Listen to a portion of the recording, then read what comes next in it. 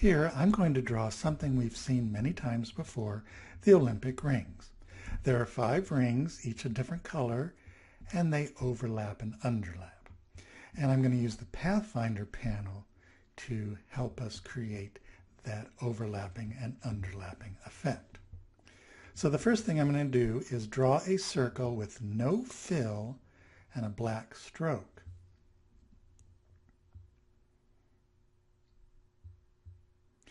And I'll increase the stroke weight to 15 points. So there we have a nice thick stroke on that. Now I'm going to do something next which may seem a little odd, but we've done this before in different ways. Right now this object is just a path, it's a stroke. And we can see in the control panel that it has no fill and a black stroke. But what I want to do is turn it into an object. And I'm going to do that by expanding that path.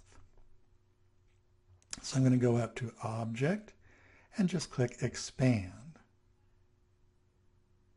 And now a dialog box comes up. I want to expand the fill and the stroke, and I'll click OK. And if you look closely now, you can see it is now an actual object. And it now has a black fill and no stroke, whereas before it just had a black stroke and no fill. So that's one way to turn paths into objects, is by expanding them. So now I'm going to duplicate these circles. And they seem a little bit big. I'll kind of move them over. Maybe I'll have to reduce the size of all of them so they fit within my artboard. I'll do that. And then now I need to align them.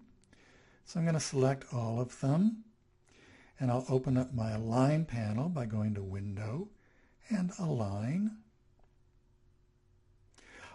I want to make sure that I align to the selection, and then I'll select, say, the leftmost ring to make that the key object,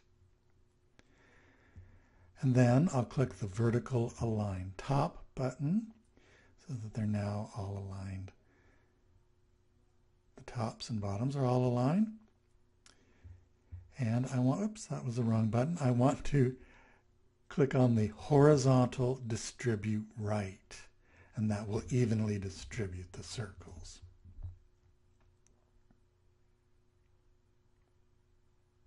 So now I just need to copy 2 of the circles and move them into place and arrange them like the Olympic rings are.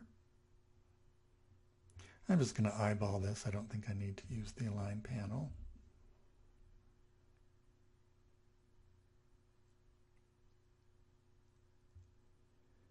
So the rings are arranged as they should be.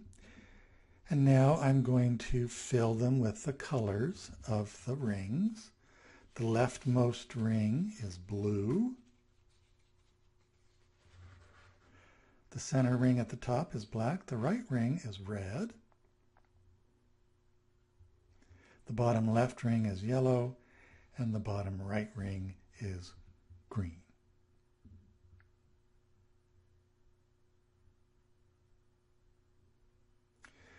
So now I have everything the way it should be, except the rings are not overlapping and underlapping like we see them.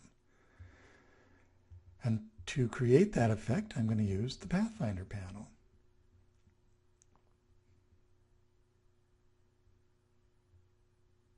I'll close the swatches. I'll go to Window, open up the Pathfinder panel.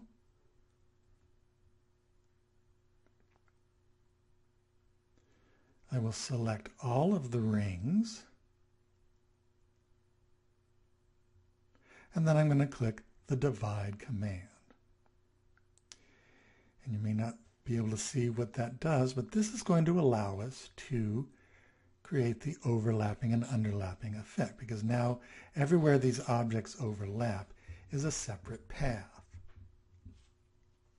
So the yellow overlaps the blue at the bottom, but the blue overlaps the yellow at the top. So I'm going to use my direct selection tool, Open my swatches again, and then fill that little piece with the blue. And now it's creating that overlapping and underlapping effect. And so now I'll just select those various small parts that were created by the Pathfinder panel to create the overlapping and underlapping effect. So this is one useful way of using the Pathfinder panel to create effects like this.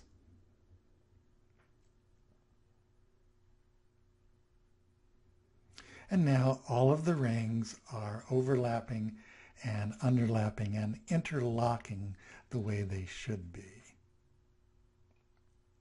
We might take this a step further and turn this into a three-dimensional object. We'll be learning more about 3D later on in class, but just to show you what's going to happen, I'll select the objects, go to Effect, 3D, and over to Extrude and Bevel.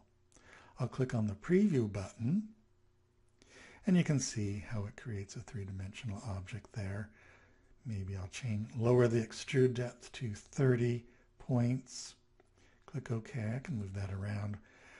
So you can see how it's creating that interlocking effect even in the 3D. Doesn't look really good that way, and I'm not sure, but using the Pathfinder panel is a great way to achieve effects like these Olympic rings.